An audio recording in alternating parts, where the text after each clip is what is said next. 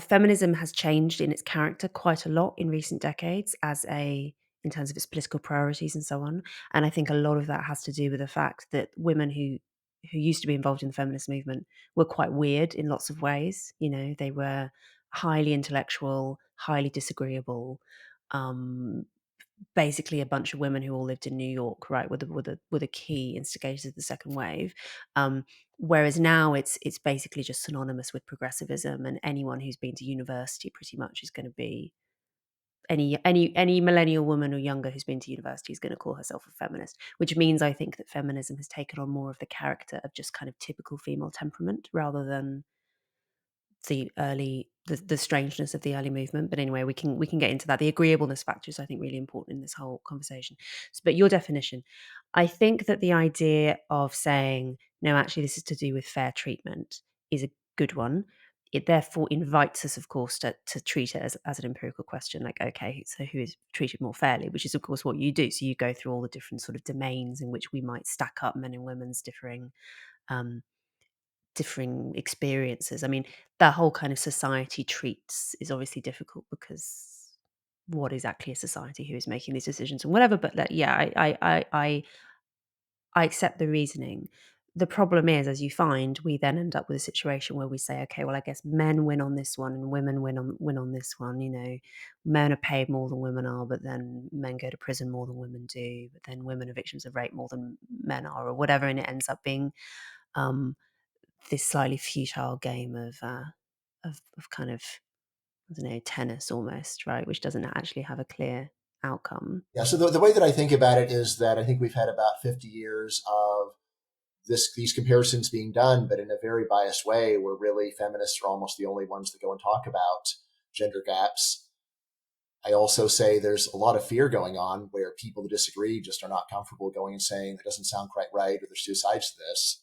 And one of the main things that I did is say, look, it's fine to go and say we're going to go and do these comparisons, but at least let's do a good job of it and not try to prejudge it. So yeah, I mean, in a way, I might say I'd be happier in a world where no one even thought to go and do these comparisons, and people would just be content.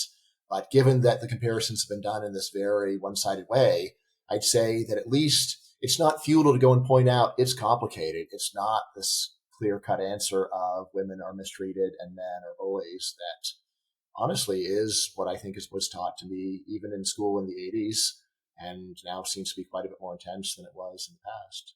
Yeah, I think that's a completely fair project to say, well, lots of people have been treating this like an empirical question. Why not treat it like an empirical question, but in a more balanced way? I Mm-hmm. think that, yeah, I agree, that's fine. And the thing that becomes very clear if you look at the numbers is that it isn't at all obvious Mm-hmm. that men are treated more fairly Yeah. than women are, and there are lots of ways in which men's lives are probably a bit worse and men's, whatever, and it is all also, as we know, entirely dependent on things like uh, social status and nationality and all these other things that feed into people's experiences of the world. Like, I guess we'd all probably rather be a male Saudi sheikh, but we probably wouldn't rather be a Nepalese migrant worker building skyscrapers in Dubai or whatever, right? Um, that's all fair. I think, though, and this is my main point in my review, that I don't think people strictly use it in that way. I do agree with you that a lot of feminists will sometimes say that this is an empirical point and will kind of muster empirical evidence to try and support the feminist cause. But I think that actually what people are really talking about when they talk about women being treated less fairly by society has actually got a lot more to do with social status than it does to do with anything um, more easily quantifiable. And I think that high status women in particular, who obviously historically have been the women who've been most invested in feminist agitating, are the ones who are most sensitive to the recognition. And I think I think they're not wrong in this, that all else being equal, it's uh, more difficult for a woman to achieve high social status relative to a man, all else being equal, right? We haven't yet had a female president. There are very few female CEOs. You know, some of this, of course, is to do with the fact that all the reasons for the pay gap, right? The pay gap is mostly caused by women having children and therefore having to have some period out of the labour market. It's to do with women being less risk tolerant. It's to do with men just being outliers in every possible direction on both psychological and physical metrics for some mysterious reason that we don't quite know of, but is clearly true in the data. I agree with all of that, but I think that what um, a lot of feminists recognize is the fact that consistent across time and place, women do tend to just be a bit lower status than men. You know, we can see it in language, we can see it in religious practices, we can see it in all kinds of kind of unempirical things. But isn't this a really biased way of explaining the situation? It's not really that women have lower status; women have compressed status. Women are less likely to be at the very top, also less likely to be at the very bottom. Again, it's one where you can see if you're a high status woman, then you could say I should have even higher status. I can understand that complaint. But again, that doesn't sound like a complaint for women in general. It's a complaint for a subset of women who are really looking to make it to the top, which is honestly a pretty small share. Um, so I am puzzled why you would go back. So you previously were talking about how men are overrepresented at the top and the bottom. So then I would say it's just not at all clear that women have even slightly lower status. I'd say that it's compressed. So in your essay, I was actually just writing a response to it before we started this. What I was saying is that it seems kind of odd to me that you would think of it this way when really you say like for example with motherhood, women have a way where they can be actually moderately high status just by going and being a mother. Right, that really is the case. So you point out that women are mothers not respected. What I say is mothers are not respected maximally. Being a mother isn't like being a Nobel Prize winner. It's not like being an astronaut or a senator or a CEO. But on the other hand, just compared to a random person, being a mother is high status. You say, "Oh, you are a mother. Well, isn't that wonderful?" You might say, "I need more." It's like, well, most people don't have more than that. Most people have less than that. So, I'm still kind of puzzled by what the complaint is. So I don't mean status just in terms of strictly socioeconomic status, because yeah, I agree with you. You have more men at the very, very bottom, more men at the very, very top. I mean status in a trickier way, right? So one example would be the fact that when women enter professions en masse, so a good historical example of this would be teaching, like secondary school teaching. Another more recent example would be medicine, professions that were previously male dominated and then became female dominated during over quite a short period of time. The pay and status of those professions drops. Now, the pay we might explain on the basis of things like, it's not a gender pay gap, it's really a maternity pay gap, which is, yep, fine. Yep. The status one, though, I think is more tricky. I think that there is, so the argument that I made in the review is that I think that there's a very consistent tendency to think of women as being childlike, essentially, right? For it's not that women are hated. This isn't misogyny per se. I mean, misogynists exist, but there aren't actually very many of them, right? That's normally not what we're dealing with. What we're dealing with is a kind of condescension towards women, which does seem to be very consistently expressed across different human societies. I mean, I think I think you are right about that. But again, we can flip it around and say if there's a slight tendency to think of women as childlike, I say there's also a tendency to think of man as beastly or savage, which is also not a wonderful thing to have to go through life with. So, meaning it's one where you can either just say, there's just a general unfairness to life, which is true. And then, like, when kids complain about it, normally as a parent, you want to say, okay, yes, you're correct, but it's not very constructive to dwell on it. And you just want to make the best out of the situation that you have. And also add, like, if people tend to think of you in a certain way, the constructive thing is to go out of your way to not be that. Right? So if someone tends to think of a man as savage, you don't want to go and show up with your hair messed up and with dirt on your clothes. You want to go and present yourself in a way that is more genteel so that people will say, okay, well, he's a man, but he's a gentleman. So he's suitable to be in our company here.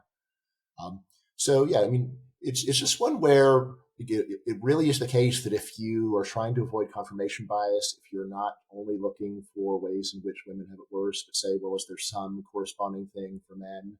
Then I think you will generally see it.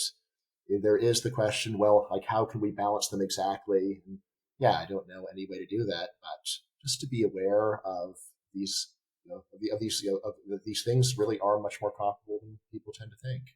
Well, I mean, I'd say that a lot of the sort of the best feminist activists, I think you'd acknowledge that some feminist goals historically have been good. You know, female suffrage, for instance. I don't think that you argue against that in the essay.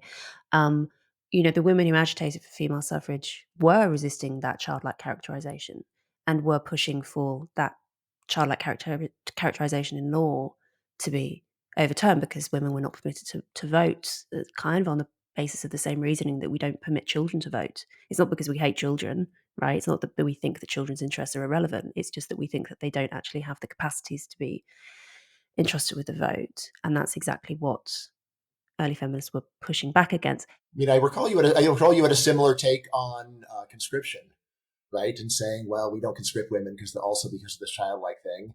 Again, you might flip it around and say, well, we do conscript men because we think of them as beasts, they're savages, their lives don't count for very much. Maybe they even like being in a violent situation. Honestly, if that's the situation, put me under the child camp. I don't want to fight.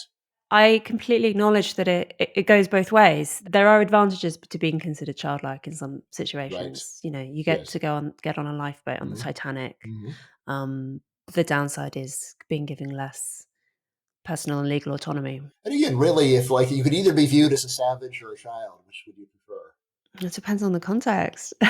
Here's a story for you. So I was homeschooling my older sons. They're 13 years old, and I take them down to the high school to take a standardized test.